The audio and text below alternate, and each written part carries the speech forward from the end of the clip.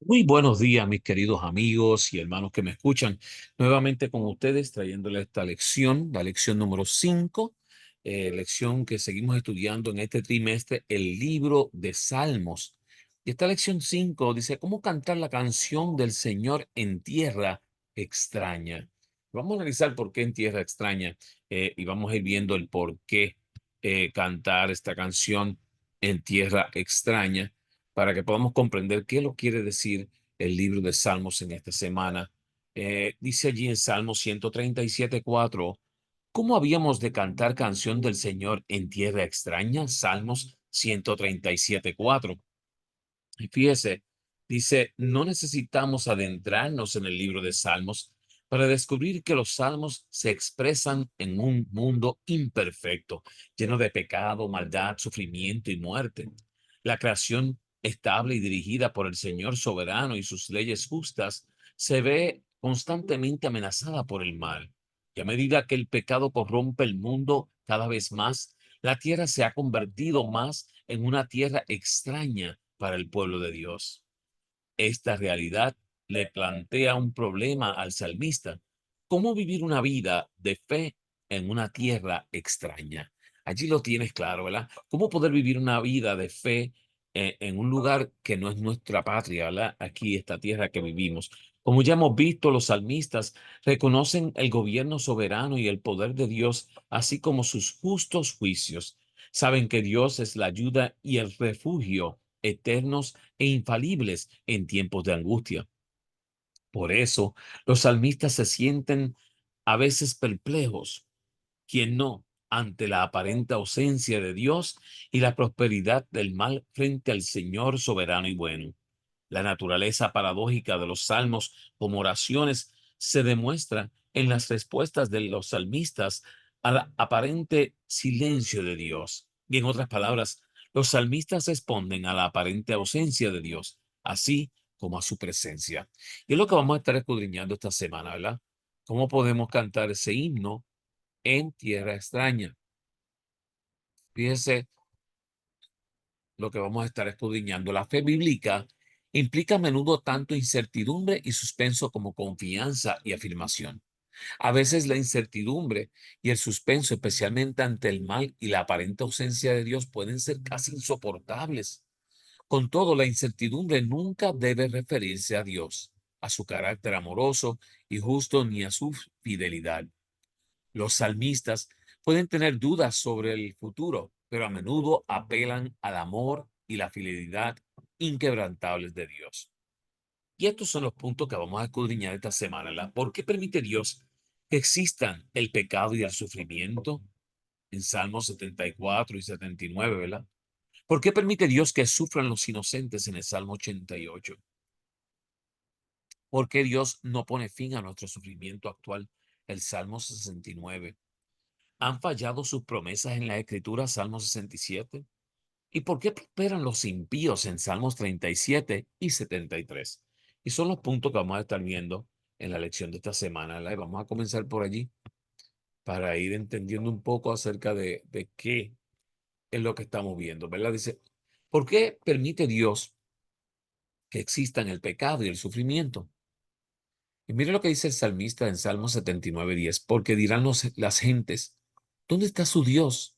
Sea notoria en las gentes delante de nuestros ojos la venganza de la sangre de tus siervos que fue derramada. Cuando el rey Nabucodonosor destruyó el templo y arrasó Jerusalén, el pueblo de Dios quedó totalmente confundido. Y seguro era el pueblo escogido de Dios, pueblo dirigido por Dios, y ahora había sido destruido. Y nos habla ya en Salmos 79, 1 al 4 y 74, 3 al 8, ¿verdad? Y quisiera que fuéramos allá un momentito para que podamos ver exactamente qué nos quiere decir en estos salmos y comprender un poco la situación que estaba atravesando el pueblo de Dios en aquel momento. Dice Salmo 79, 1 al 4, oh Dios, vinieron las naciones a tu heredad, han profanado tu santo templo, redujeron a Jerusalén a escombros, dieron los cuerpos de los siervos por comida a las aves de los cielos y la carne de los santos a las bestias de la tierra. Derramaron su sangre como agua en los alrededores de Jerusalén y no hubo quien los enterrase. Somos afrentados de nuestros vecinos, escarnecidos y burlados de los que están en nuestros alrededores. Así se sentía el pueblo de Dios en ese momento, ¿verdad? Así es que por eso ellos están diciendo, ¿qué fue lo que pasó aquí? Hemos sido desamparados. Y dice el 74:3 al 8. Dirige tus pasos a los asolamientos eternos, a todo el mal que el enemigo ha hecho en el santuario. Tus enemigos vociferan en medio de tus asambleas, han puesto sus divisas por señales, se parecen a los que levantan el hacha en medio de tupido bosque. Y ahora con hachas y martillos han quebrado todas sus estalladuras, perdón. Han puesto a fuego tu santuario, han profanado el tabernáculo de tu nombre, echándolo a tierra. Dijeron en su corazón, destruyámoslo de una vez. Han quemado todas las sinagogas de Dios en la tierra. Y así estaba en ese momento el pueblo de Israel sintiéndose. ¿Hasta cuándo permitiría Dios el sufrimiento? ¿Hasta cuándo la victoria de los impíos? ¿Hasta cuándo el nombre de Dios blasfemado? ¿Hasta cuándo no perdonará el pecado? ¿Hasta cuándo permanecerá en silencio? Y fíjese, del 9 al 11, dice allí, no vemos ya nuestras señales, no hay más profetas, ni entre nosotros hay quien sepa hasta cuándo. ¿Hasta cuándo, oh Dios, nos afrentará el angustiador? ¿Ha de blasfemar el enemigo perpetuamente tu nombre? ¿Se dan cuenta? Así se sentía el pueblo de Israel. Si el pueblo de Dios era destruido, ¿dónde quedaba la honra del nombre de Dios? La única solución que el salmista ve es que Dios vengue a su pueblo y destruya a sus enemigos como lo había hecho ya en el pasado. Y consciente de que el pecado los había llevado a esta situación, pide a Dios que escuche, recuerde su pacto, perdone el pecado, quite el sufrimiento y actúe en favor de su pueblo. Y allí podemos ver por qué permite Dios que existan el pecado y el sufrimiento. Hay veces razones por las cuales el pueblo tiene que pasar por problemas y afrentas y a veces nosotros mismos nos hemos buscado quizás alguna situación y por lo tanto tenemos que sufrir porque el pecado y el sufrimiento coexisten para poder llevar a cabo alguna solución en un futuro, ¿verdad? Vamos a ir viendo más adelante aquí qué nos dice la palabra de Dios. ¿Por qué permite Dios que sufran los inocentes? Porque mi alma está hastiada de males y mi vida cercana al Seol. Salmos 88:3. Podría esperarse que la persona que ama a Dios y quiere servirle esté extinta de males, protegida por Dios. Y yo pregunto, ¿sería lo mejor del mundo si eso sucediera, verdad? Tuviéramos una paz aún más grande, pero, saben, mis queridos, a veces mientras mejores las cosas están, menos buscamos de Dios. Pero la realidad es que los justos también sufren como los demás. El salmista enfermó, esperaba la muerte y no comprende por qué Dios no responde. Allí en Salmos 88, 3 al 4 y 9 al 14. Incluso acusa a Dios de ser el causante de su enfermedad y dolor. Y no hay en el Salmos 88 mención alguna de los pecados que podrían haber causado su enfermedad. ¿Escucharon bien? En realidad, su sufrimiento, como en muchas ocasiones ocurre con nuestro sufrimiento, no derivaba de ningún pecado propio. Esta realidad hace del sufrimiento algo difícil de entender, inexplicable. Y yo entiendo esto, mis queridos, a veces es inexplicable. ¿Por qué? ¿Por qué esta pregunta sigue allí latente? ¿Por qué permite que suframos? ¿Por qué tenemos que pasar por esto? ¿Por qué mi familia tuvo que sufrir de esta forma? Solo hay una solución, clamar a aquel que controla todo y esperar a que en su momento actúe. Dejar que sea Él el que tome control de tu vida y que busque el momento indicado para poder actuar es la única esperanza que tenemos frente a ello. Mire lo que dice en Salmos 88, 1 y 2. Oh Jehová, Dios de mi salvación, día y noche clamo delante de ti. Llegue mi oración a tu presencia, inclina tu oído a mi clamor. Así que tú y yo tenemos que seguir clamando a Dios, seguir pidiendo para que Él pueda seguir haciendo en nuestras vidas. ¿Vale? Veamos un poquito más acá lo que nos dice el salmista, ¿verdad? Tenemos aquí a ¿por qué Dios no pone fin a nuestro sufrimiento actual? Hay veces que estamos atravesando situaciones bien difíciles y quisiéramos que ya que termine. Y miren, dicen en Salmo 69:3, cansado estoy de llamar, Mi garganta se ha enronquecido, han desfallecido mis ojos esperando a mi Dios. ¿Hasta qué punto siente el salmista la lejanía de Dios? Miren, tan lejos como es como un siervo que no encuentra aguas para beber, en Salmos 42, 1 al 3. Está angustiado, herido, sin ganas de vivir, en Salmos 102, 2 al 4. Le parece vivir en un desierto como el pelícano, el búho o el pájaro solitario, en Salmos 102, 6 al 7. Y se siente hundido en el cielo, sin poder hacer pie, sin socorro de parte de Dios, en Salmos 69, 1 al 3. Y entonces, ¿cómo responde ante la aparente ausencia de Dios? El salmista en Salmos 69, 13 dice, no se calla, persiste en la oración. Y tú y yo estamos llamados a seguir persistiendo en la oración. Se autoexamina en Salmos 69, 5 al 6. Debemos de autoexaminarnos, ver qué pudiera estar pasando en nuestra vida. Declara su amor hacia Dios, perdón, en Salmos 69, 7 al 9.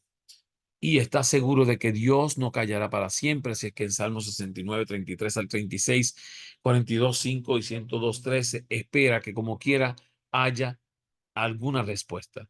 Y los salmos demuestran que la comunicación con Dios debe continuar independientemente de las circunstancias de la vida, sea que estás en sufrimiento o estás bien, estás alegre, feliz. Siempre tiene que haber una comunicación con Dios. Así que mantengamos viva la llama de la oración, no importando lo que estemos atravesando, ¿verdad? Veamos un poco más. Miren, ¿han fallado sus promesas en las escrituras? ¿Qué creen ustedes? ¿Han fallado? Salmo 67, 8 dice, ¿ha cesado para siempre su misericordia?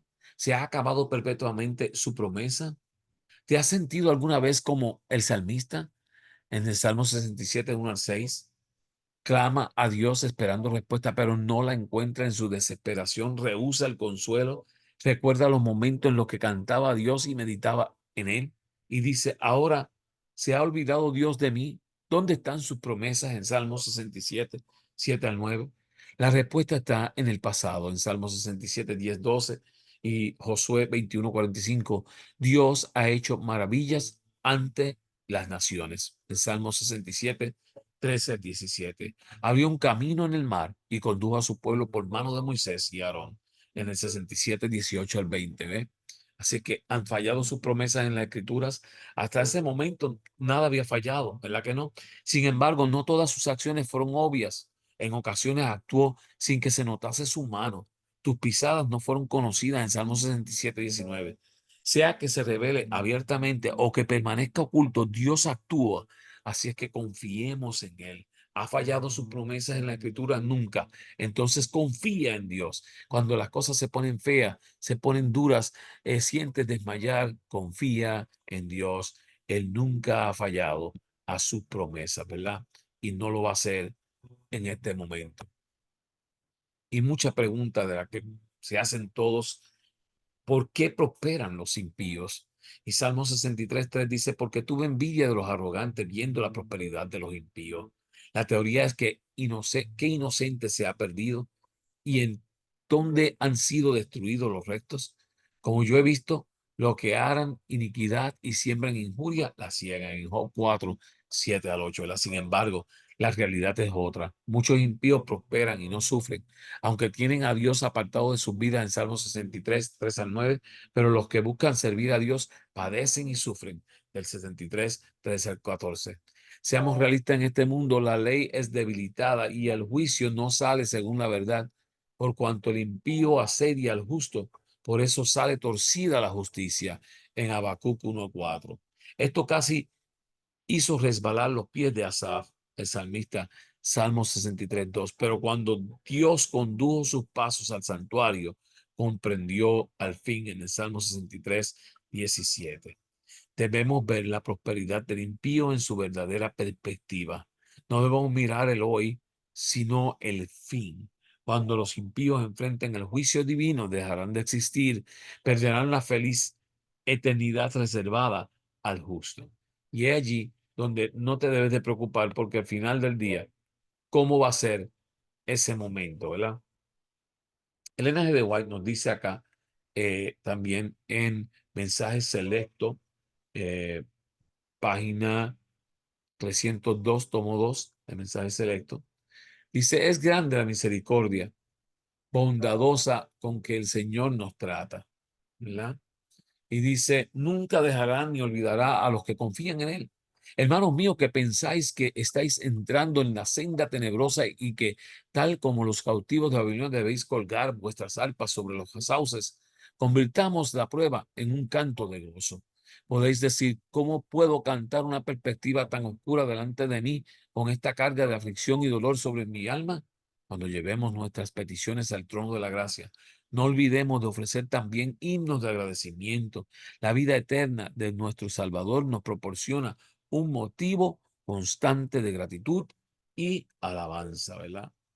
Y por último, también This Day with God, el 19 de febrero, el N.G. de White escribió que debemos de recordar con nitidez cada lágrima muestra que el Señor ha enjugado, cada dolor que ha calmado, cada ansiedad que ha eliminado, cada temor que ha disipado, cada necesidad que ha satisfecho, cada misericordia concedida y así fortalecernos para lo que aún nos espera delante en el peregrinaje, ¿verdad?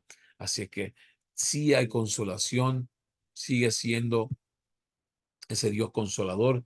Y dice que al igual que los salmistas, el pueblo de Dios de todos los tiempos, cada tanto se pregunta cómo cantar la canción del Señor en tierra extraña. Nuestra fe en el gobierno soberano del Señor se ve desafiada a veces en extremo y podemos preguntarnos si Dios tiene el control o si realmente es tan poderoso y bueno como dicen las Escrituras. La fe bíblica implica a menudo tanto incertidumbre y suspenso como confianza y afirmación. A veces la incertidumbre y el suspenso, especialmente ante el mal y la aparente ausencia de Dios, pueden ser casi insoportables. Con todo, la incertidumbre nunca debe referirse a Dios, a su carácter amoroso y justo, ni a su fidelidad, ¿verdad? Nosotros debemos seguir el mismo ejemplo. Reunir todas vuestras facultades para mirar hacia arriba, no hacia abajo, a vuestras dificultades. Entonces no desmayaréis por el camino. Pronto veréis a Jesús detrás de la nube, extendiendo su mano para ayudaros. Y todo lo que tendréis que hacer será darle vuestra mano con fe sencilla y dejarle que os guíe. A medida que manifestéis confianza y tendréis esperanza por la fe en Jesús. Las ocasiones en que Dios ha encubierto su rostro no socavan la eficacia de la oración. Al contrario, estas ocasiones hacen que los salmistas reflexionen, recuerden los pasados actos salvíficos de Dios y busquen a Dios con confesión y petición humildes. La fe se fortalece al entrar en conflicto con dudas y influencias opositorias, y la experiencia obtenida en estas pruebas es de más valor que las joyas más costosas. Así es que, mis queridos, solo nos toca cantar la canción del Señor en tierra extraña, aunque se desplomen los cielos y la tierra, confiado de que Dios está con nosotros. Oramos. Amante Padre que habitas en las alturas de los cielos, te damos gracias porque tú a menudo estás con nosotros y nos ayudas en tiempos difíciles, en problemas, en dificultades. Tú deseas que nosotros confiemos plenamente en ti. Ayúdanos a saber que así como tú lo has hecho en el pasado, lo vas a hacer en el presente de nuestras vidas. Quédate con nosotros y guárdanos. Te lo pedimos en el nombre de Jesús. Amén. Mis queridos amigos y hermanos que me escuchan en la ancha faz de la tierra, le doy gracias a todos por compartir estas lecciones tan maravillosas.